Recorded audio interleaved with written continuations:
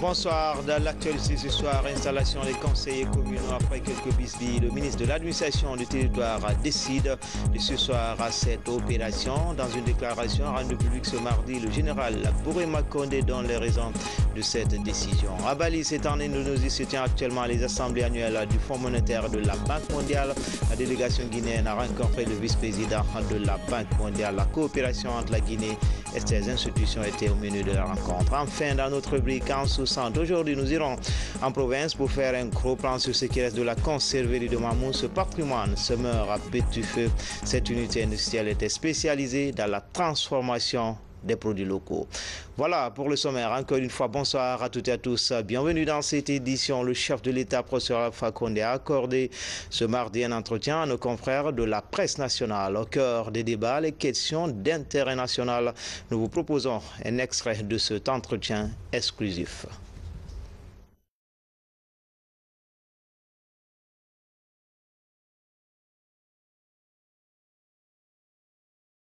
Vous savez, à la fin du régime du président Condé, comme il était malade, la situation a fait que les syndicats ont pris le pays en otage. Et depuis mon arrivée, même ils reconnaissent, le salaire de tous les Français a été augmenté au minimum, a doublé au minimum. Les enseignants, on a signé avec les syndicats pour une augmentation de 40% chez l'Union d'affaires. On a signé avec eux non seulement des salaires dans tous les pays du monde, on négocie sur l'augmentation pourcentage des salaires en France partout. Si vous prenez aujourd'hui le PIB de la France et vous prenez le salaire d'un enseignant français, vous verrez qu'en comparaison du PIB de la Guinée et du salaire des choses, c'est très simple. Hein? Demandez, faites une comparaison entre le PIB de la France et le salaire d'un enseignant français, le PIB de la Guinée et le salaire d'un enseignant. Vous serez surpris. Donc, nous allons expliquer aux parents d'élèves, surtout que nous avons constaté qu'il y a beaucoup d'enseignants qui se disent en position de créer qui ne sont pas dans les classes. Et c'est pourquoi le ministre a demandé que le ministre du Budget ne les paye pas, qu'ils se présentent pour ça où ils sont. Beaucoup d'autres rentrent comme enseignants et vont dans d'autres ministères. Donc nous allons mettre de l'ordre pour que tous les enseignants soient en position de classe. Je pense qu'aucun gouvernement en Afrique n'a fait autant d'efforts au niveau des salaires que mon gouvernement l'a fait. Je vais demander au ministre du Budget de vous donner l'évolution des salaires. En plus, il n'y a pas que les salaires, il y a le pouvoir d'achat. Quand je suis arrivé, le kilo de riz était à combien? Et le riz, depuis 8 ans, n'a pas dépassé 200 000, alors que le riz parfait jusqu'à 300 000. Le riz localité coûtait combien? Aujourd'hui, allez à la campagne, les présidents vous diront, nous on mange à notre faim.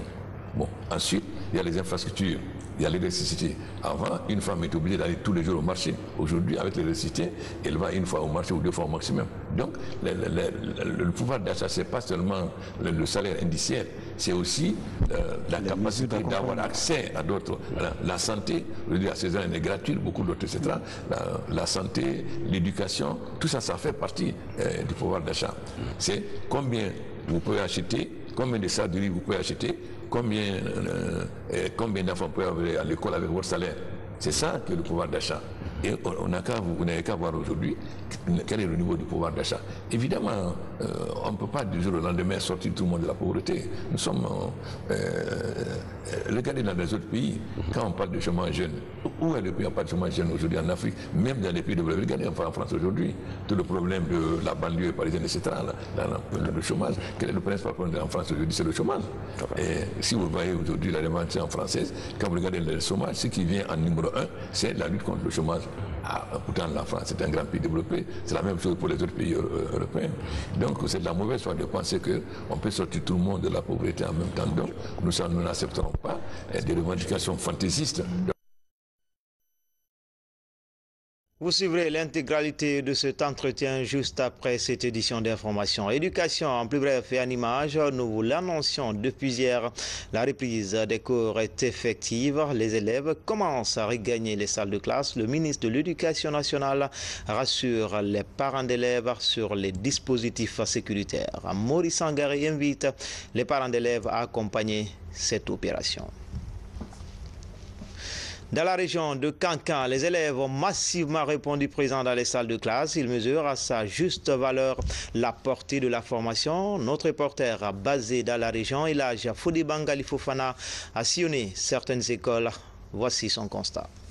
Le couleur national guinéen flotte de nouveau dans les airs à l'école Marien Gouabi ici à Kankan, marquant la reprise effective des cours dans cet établissement scolaire.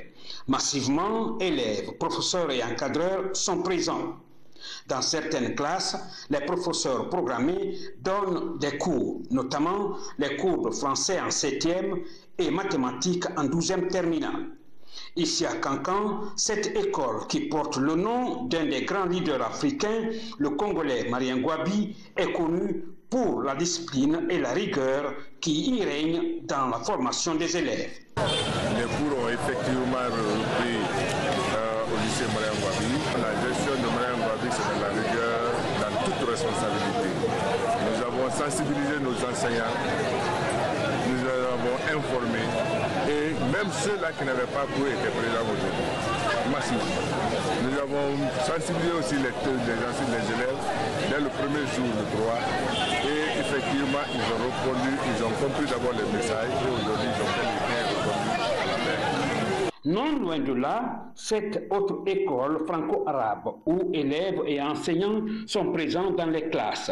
Les élèves ont massivement répondu à l'appel. Les cours sont dispensés par les enseignants à la satisfaction des responsables de l'école. Puis le 3, les enseignants sont présents, chacun est rentré en disposition de son emploi du temps. Et depuis ce jour, on entend les mots d'ordre de grève, mais quand même, nous continuons à dispenser les cours. Ici à Kankan, cette école du nom de Morifinga Diabaté est l'un des plus grands établissements scolaires de la ville. Son effectif, plus de 9000 élèves. Le collège seul compte 3997 élèves, dont 1227 filles, pour 70 enseignants repartis dans 27 groupes pédagogiques. L'emploi du temps de l'année scolaire est déjà établi. Les élèves viennent prendre connaissance de ce tableau affiché. Dans certaines classes de 7e au collège, les cours de géographie et de français sont dispensés, tandis qu'au lycée, certains élèves reçoivent les cours d'anglais. Depuis le mercredi, le jour officiel de l'ouverture, il y en a eu reçu sur 70 professeurs, 54 professeurs. Il y en a qui évoluent à la fois au lycée et au collège. Il y en a seulement au niveau du lycée, mais qui évoluent dans les promotions générales. Et au collège, la même chose. Vous verrez des professeurs qui évoluent à la fois en 9e, en 7e et en 8e, ou en 9e et en 10e. Afin d'avoir un professeur de 18 heures. Dans le même cadre, l'inspecteur régional de l'éducation, en compagnie de certains de ses collaborateurs, et le président du bureau régional de l'association des parents d'élèves et amis de l'école APAE, a sillonné certaines écoles pour donner d'utiles conseils aux élèves soucieux de leur avenir. Je pense qu'après la sensibilisation par les chefs d'établissement, le DPE, les enseignants ont répondu massivement ce matin au niveau des écoles. Donc ça veut dire que tous les enseignants sont prêts à enseigner au niveau de la préfecture de Kankan. Ils ont répondu à l'appel. Et j'ai dit aussi d'ici 13h30, vous aurez les résultats des autres préfectures. Puis j'ai dit à tous les DPE de m'appeler à partir de 13h30 pour que je puisse faire le point. Ce que je remarque, il y a un engouement. Les élèves sont sortis. Mais je constate qu'il y a la démission parentale.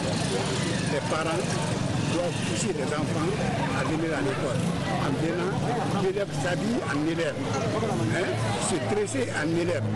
Mais quand tu vois nos filles en parade, ça m'a découragé. Mais grâce aux médias, j'essaierai de passer à la radio, sensibiliser nos parents pour que nos enfants viennent à l'école modestement en tant qu'élèves. À présent, cette actualité politique avec l'installation des conseillers communaux, après quelques quiproquos, le ministre de l'administration du territoire décide de surseoir à cette opération. Dans une déclaration rendue publique ce mardi, le général Bouré Makonde donne les raisons de cette décision. Commentaire, Mohamed Lamine Kamara.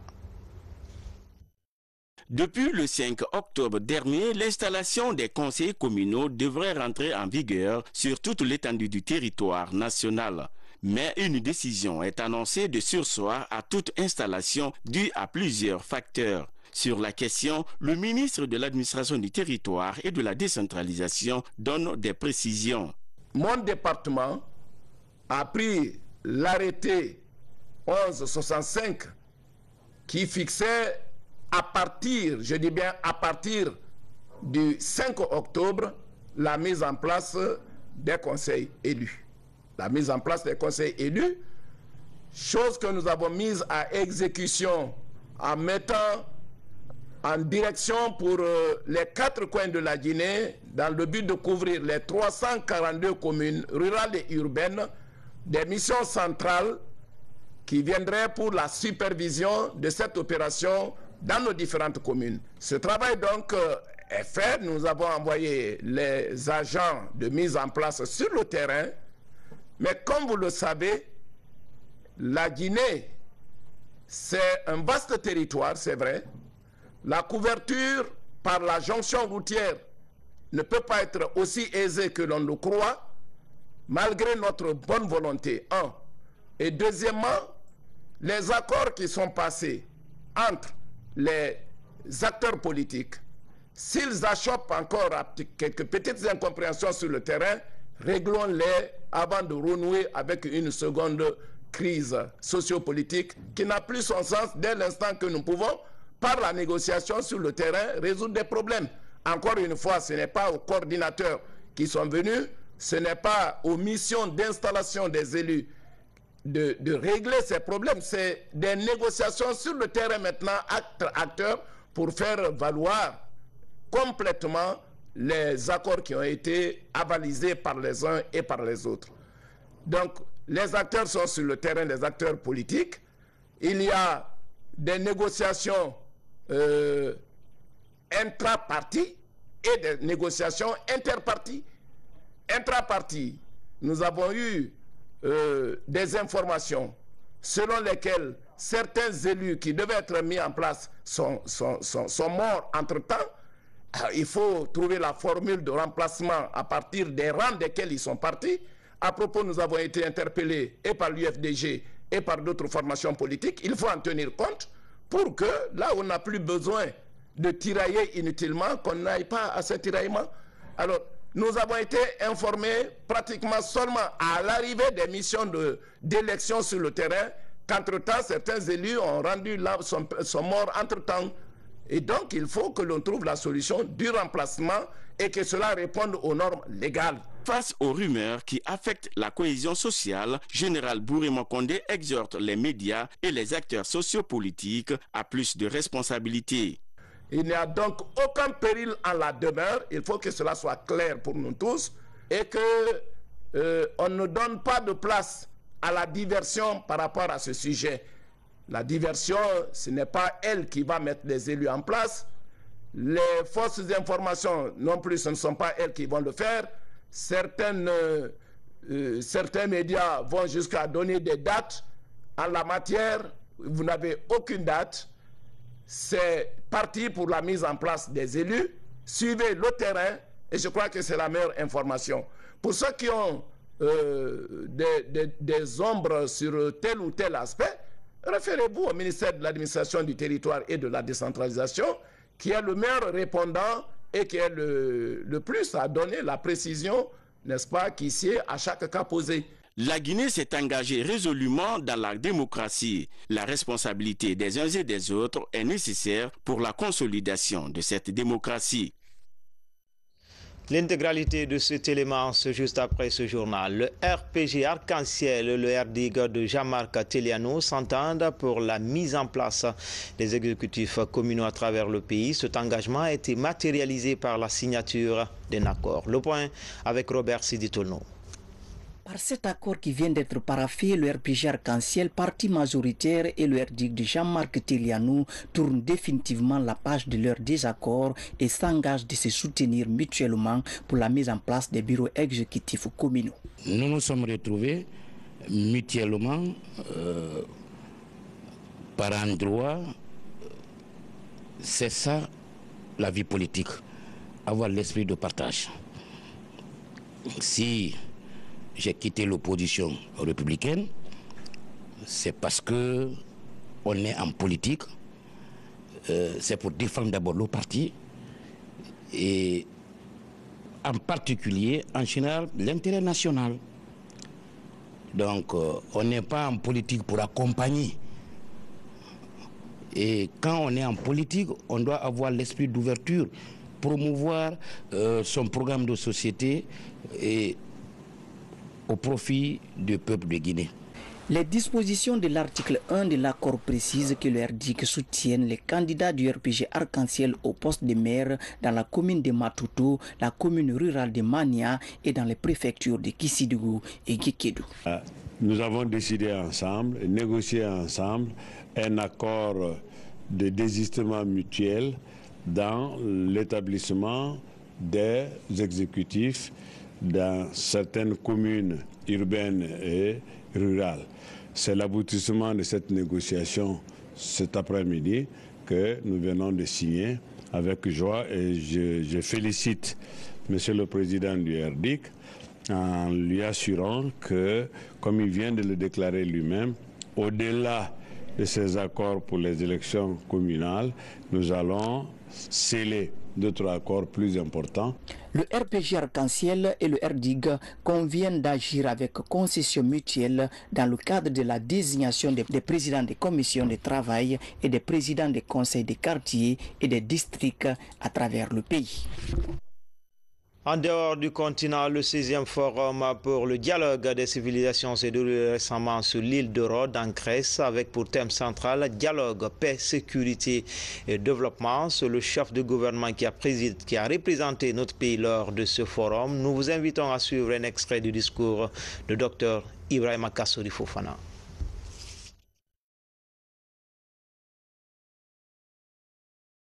La Guinée, comme certains le savent, est un pays riche en ressources naturelles. Pour ne citer que quelques exemples, le pays est un acteur de premier plan dans la production de bauxite, avec une production de plus de 40 millions de tonnes par an. Le pays dispose de plus de 6 millions d'hectares de terres arables, dont seulement le tiers est en exploitation.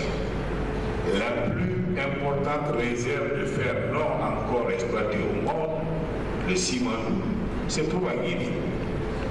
Le pays dispose d'un potentiel hydraulique de 6 000 MW, dont moins de 1 000 seulement sont exploités. Depuis l'élection en 2010 du président Alpha Condé, la Guinée a enregistré de réels succès économiques. L'attractivité économique du pays a été en particulier renforcée.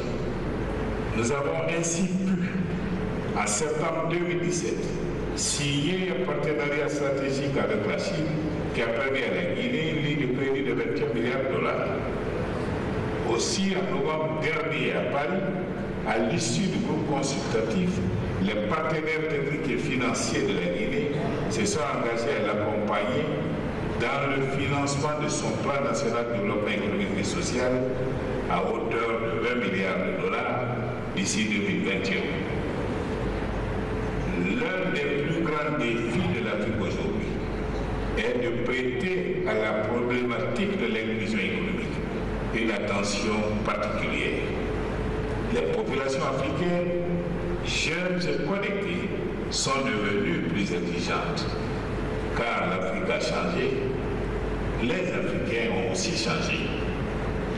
La mise en place de mécanismes destinés à opérer un meilleur partage de la prospérité économique est devenu un impératif économique, politique et social.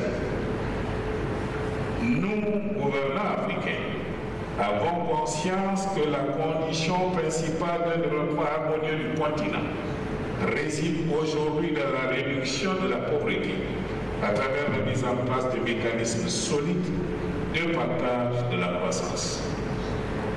Les expériences du Rwanda et de l'Éthiopie attestent de l'efficacité économique et sociale de la politique visée, souvent avec des sommes modiques, mais déterminantes dans la lutte contre la pauvreté.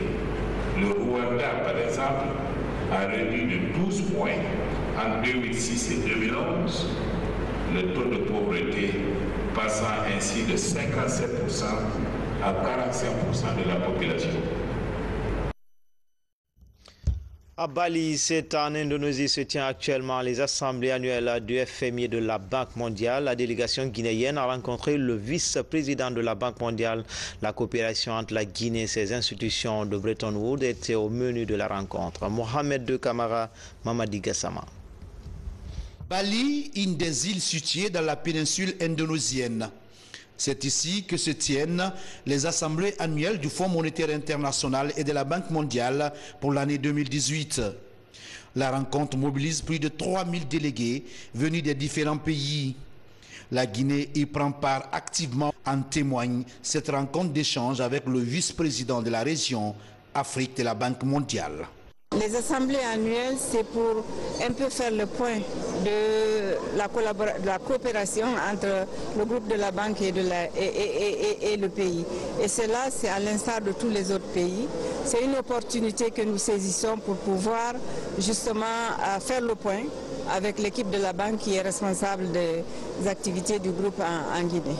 Si les résultats récents du Fonds monétaire international et de la Banque mondiale ont été concluants pour la Guinée, les efforts restent encore à atteindre dans le domaine social et des infrastructures. Pour y arriver, la Guinée compte sur l'accompagnement des partenaires pour l'obtention d'appuis budgétaires au compte de l'année 2019. La Banque mondiale avait changé d'approche concernant les appuis budgétaires qui jusqu'à présent se rapportaient à les réformes dans le secteur des finances publiques. Maintenant, la nouvelle approche de la Banque mondiale consiste à être beaucoup plus concret et donc à faire dépendre les appuis budgétaires sur ce qui se fait, par exemple dans le domaine agricole, dans le domaine des services décentralisés. Nous avons pris l'engagement de travailler étroitement, de continuer notre excellente relation avec la Guinée et surtout d'augmenter le soutien de la banque dans certains secteurs clés. Nous avons passé en revue tout le programme de la Banque mondiale en Guinée et on s'est félicité des résultats obtenus et aussi on s'est mis d'accord sur les objectifs pour les années à venir. Le défi de la mobilisation des ressources domestiques, c'est le thème de cette autre rencontre. Devant les participants, les panélistes tentent d'encourager les pays à s'appuyer sur la transparence dans l'administration fiscale, toute chose qui peut contribuer à rendre effective la mobilisation des ressources domestiques. Retour à Conakry pour parler de santé communautaire. Une politique nationale est mise en place en Guinée. Depuis plusieurs décennies, elle met l'accent sur la coopération avec l'Allemagne. Sur le terrain, des actions sont menées pour améliorer l'accès des populations rurales aux soins de santé. Le point avec Abraham Christophe Conté, Nabi Kamara. C'est une rencontre de concertation de la plateforme de coordination des représentants de la santé communautaire. Elle réunit les acteurs du ministère de la Santé et ses partenaires financiers. L'idée est de mutualiser les ressources pour appuyer les services de santé dans les 4 régions naturelles du pays. Ceci pour harmoniser les interventions des différents acteurs de terrain. L'idée, c'est de faire le point où en sommes-nous actuellement avec la mise en place de la stratégie actuelle de la politique de santé communautaire. Donc, comme vous savez, la politique a été validée l'année dernière et puis la stratégie est en cours de mise en œuvre actuellement depuis 2018. C'est aussi de faire le point sur quelles actions ont été menées concrètement, où en sommes-nous et quels acteurs font quoi. Donc à la fois où vont les financements, d'où viennent les financements, est-ce qu'on peut mieux harmoniser les financements, mutualiser les ressources, faire en sorte qu'il n'y a pas de dédoublement, faire en sorte que l'action est coordonnée entre les différents acteurs actifs dans tout ce qui est santé communautaire. Cette rencontre de 2 jours permettra à ces acteurs de la santé communautaire d'approfondir les réflexions en faveur de l'amélioration de la santé communautaire. La motivation principale de cette stratégie, c'est que compte tenu de l'éloignement souvent de certaines populations des structures de santé. Il y a certains problèmes de santé auxquels pour lesquels ils peuvent avoir besoin des services. Ils ne peuvent pas les utiliser à cause de l'éloignement, à cause de la non-disponibilité du personnel sur place qui peut les informer sur comment il faut faire, quelle attitude prendre, que faire, que ne pas faire. C'est tout cela qui nous permet justement de savoir qu'il y avait un maillon qui manquait dans notre système de santé. À court terme, c'est de porter le nombre de communes de 40 à 100. C'est l'objectif que la primature a fixé au ministère de la Santé. Ça, c'est l'objectif, si vous voulez, quantitatif. Et l'objectif qualitatif, c'est de voir là où c'est déjà lancé, est-ce que ça s'est déroulé exactement comme on le souhaite en termes de qualité des prestations.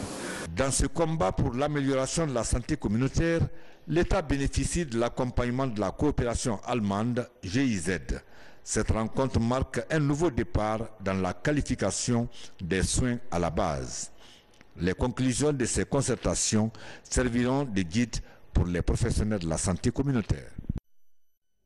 Dans le pays profond, plus précisément à Nzérékouré, un nouveau projet voit le jour pour répondre aux urgences sanitaires. One Health, c'est son nom.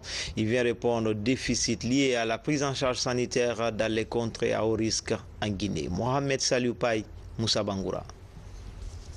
Après le choléra, la maladie à virus Ebola, de nombreux cas de rougeole et de fièvre jaune continuent d'être signalés à travers le pays. C'est la raison de la mise en œuvre de projets de renforcement de la préparation et des capacités pour répondre aux urgences de santé publique dans les zones à haut risque en Guinée. Fourkaria et Nzérékouré. En plus de ces actions, le projet prévoit également des actions suivantes.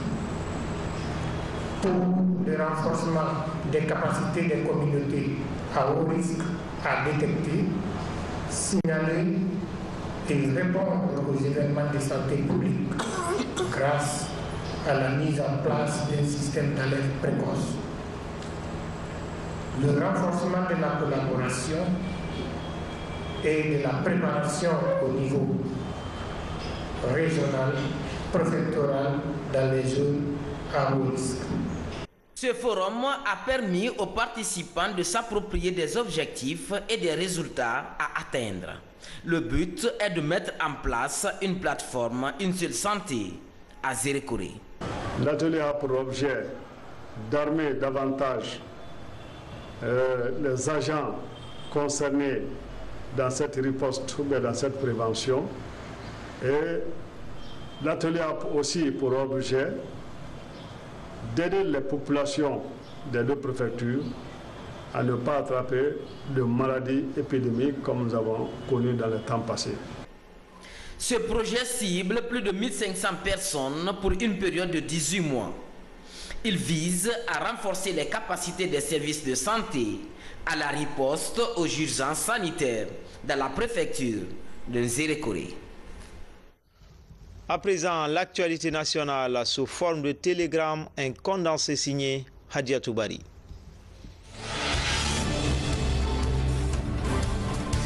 Elles sont venues de 15 organisations non gouvernementales.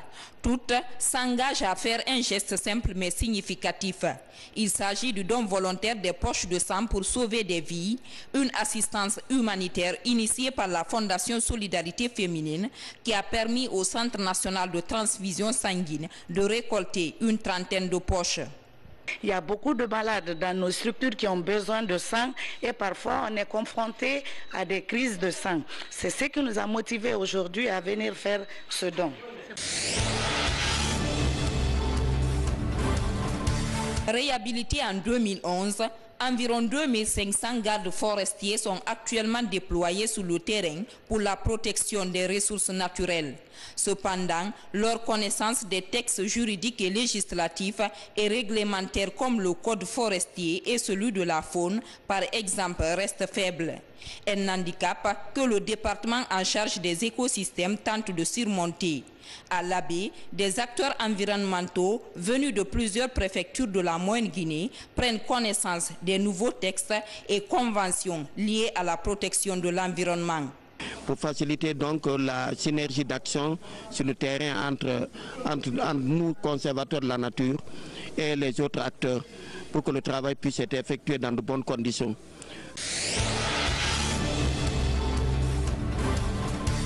Après un séjour de travail en Ukraine, le groupe organisé des hommes d'affaires est face à la presse. Ils reviennent sur les acquis de leur mission en Ukraine. À Kivu, le Goa a noué plusieurs partenariats avec des sociétés étrangères et a réussi à décrocher la représentation de la Chambre de commerce internationale en Guinée. Avec ces partenariats, le Goa entend amorcer un nouvel élan dans sa mission de promotion et de protection des hommes d'affaires guinéens. Ce n'est pas compliqué désormais pour nous parce que nous avons les contacts nécessaires et je pense qu'avec l'appui de nos autorités, on peut aller très vite et aller vite et bien. La jeunesse de Taouya rend hommage aux personnalités ayant participé au développement de leur quartier.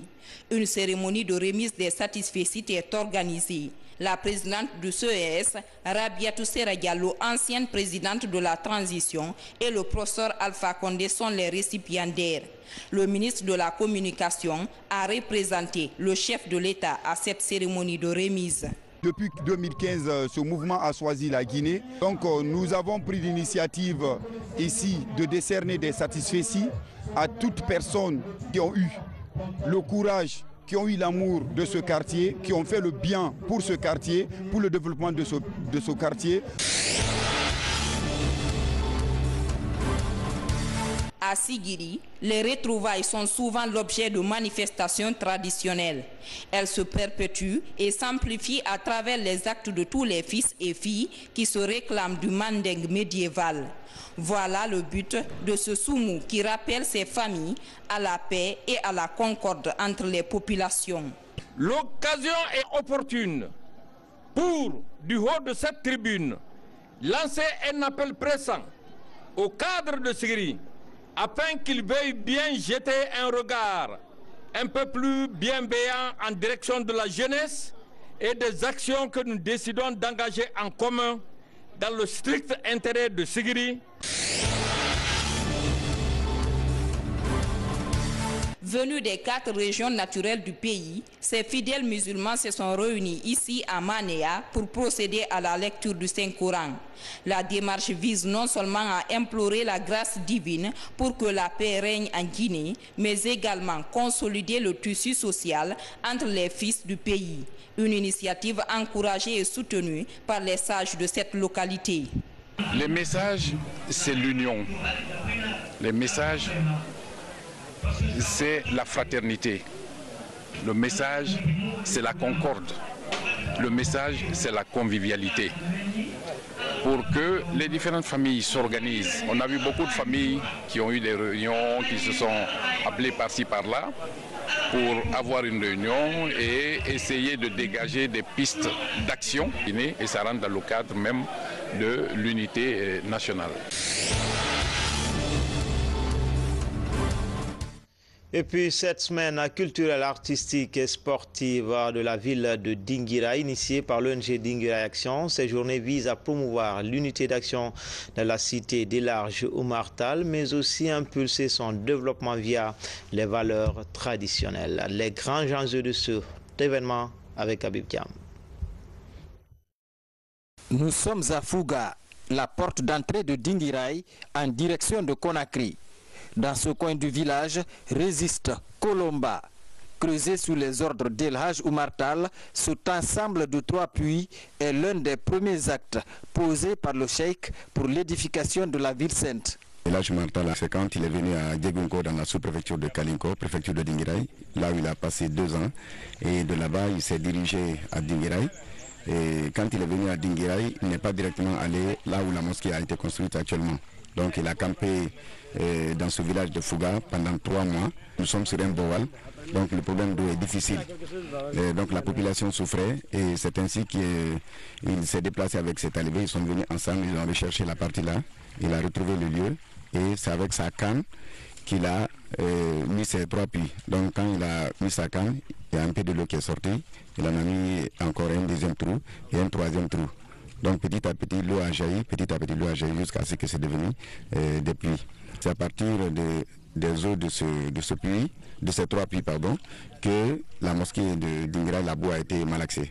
Sans aucune protection, le site garde encore son caractère spirituel.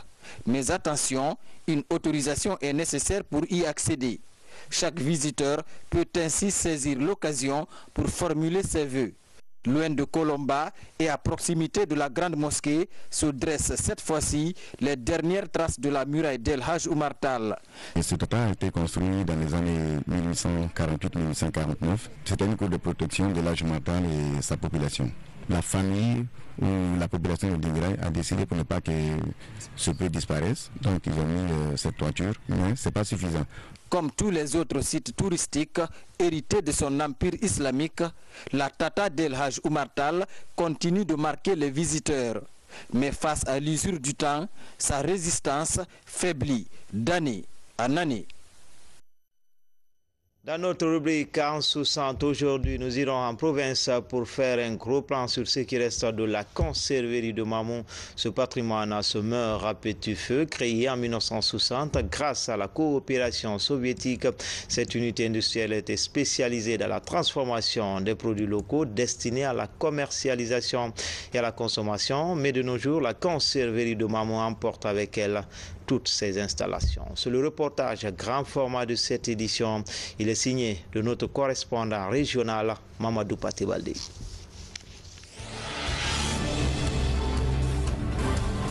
La conserverie de Mamou a vu le jour en 1960, soit 2 ans après l'accession de notre pays à la souveraineté. Une des fiertés industrielles du jeune État dans la fabrication de plusieurs gammes de produits locaux. Jus d'orange, de mangue, de goyave, de confiture de courge, de purée de tomates et autres boîtes de conserve étaient produits ici par 700 travailleurs. Leur défi, atteindre 40 000 tonnes de produits par an. En plus des équipements techniques, les installations physiques de l'usine comprennent également des parcelles d'expérimentation. Erif Abouas a été recruté à l'usine en 1964. À chaque production, il y avait une ligne de production de la tomate, des agrumes. Quand on produit les agrumes, on ne fait que les agrumes. Quand on produit la confiture, on ne fait que la confiture. Et quand on produit la purée de tomate, on ne fait que la purée de tomate. Chaque production était organisée par jour. On nous donnait de l'argent et des véhicules pour aller dans les sous-préfectures effectuer des achats avec des bascules, évidemment. On pesait les courges et on achetait ça, on payait ça au prix du gouvernement. On chargeait dans les véhicules, on revenait déposer ici, sur la terrasse de la conserverie. C'est à partir de la terrasse maintenant que la technologie prenait pour la transformation. Après avoir fini la transformation et la mise en boîte,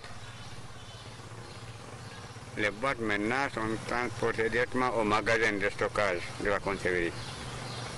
C'est à partir du magasin là maintenant que les véhicules prenaient les boîtes, les cartons pour Conakry. Fruit du plus ambitieux programme de développement du pays sous la Première République, le plan triennal. Implantée au centre-ville de Mamou, l'usine de conserverie est équipée et installée par l'ex-URSS. Des outils d'une performance rare par rapport à la taille du pays à l'époque. Pour les conserves de viande, par exemple, le rythme était de 120 bœufs abattus par jour. En 1972, mon grand frère travaillait. Il faisait la section abattage. J'ai énormément bénéficié des fruits de cette usine. Pendant les abattages, on profitait à gagner de la viande. Ça, c'est un. De deux, quand on venait pour les visites, on nous donnait des conserves de confiture de mangue ou bien de courge. Ensuite, les jus qui étaient à l'époque fabriqués ici. Donc c'est des grands souvenirs que j'ai pour cette usine. Depuis 1990, les machines de l'usine de conserverie se sont tues. Ces dernières années, des particuliers, pour des fins de culture et de construction, grignotent allègrement sur le patrimoine foncier. Dans les bâtiments encore solides, une partie des équipements même obsolètes sont gardés.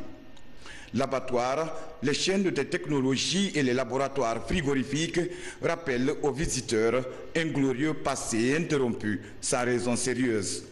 A favorisé le blocage de cette usine. L'usine a été fermée. Quand les Français ont pris l'usine pour 6 mois, l'usine a été fermée, ils ont travaillé 6 mois, après ils ont rendu des missions, ils sont rentrés. Donc l'usine est restée comme ça. Il a fallu le département qui a repris les choses en main, après qui m'a mis ici pour m'occuper de l'usine. Pour que ces vestiges servent à quelque chose, les autorités locales actuelles ont décidé de céder provisoirement une partie de la conserverie de Mamou à l'Union des groupements agricoles de Sumbalako pour le stockage et la conservation des produits locaux et phytosanitaires au bénéfice des leaders paysans de la région administrative de Mamou. Au moment où le chef de l'État accompagne les producteurs locaux, la ville Carrefour devient chaque jour encore plus nostalgique de sa première unité industrielle. À quand le réveil? Difficile d'y répondre. Enfin, en plus bref et en image, l'international guinéen Amadou Diawara est arrivé cet après-midi à Conakry en provenance de Naples où il évolue. Le milieu de terrain vient honorer sa toute première sélection avec le Sili national. À rappeler que la Guinée joue ce vendredi à Conakry contre le Rwanda, contre de la 3e journée des éliminatoires de la CAN 2019. Bonne chance au tricolore national. C'était tout pour les infos. Grand a été le plaisir pour moi de vous servir. Toutes ces informations sont à retrouver sur le www.rtgcoloma.info. À demain, Inch'Allah.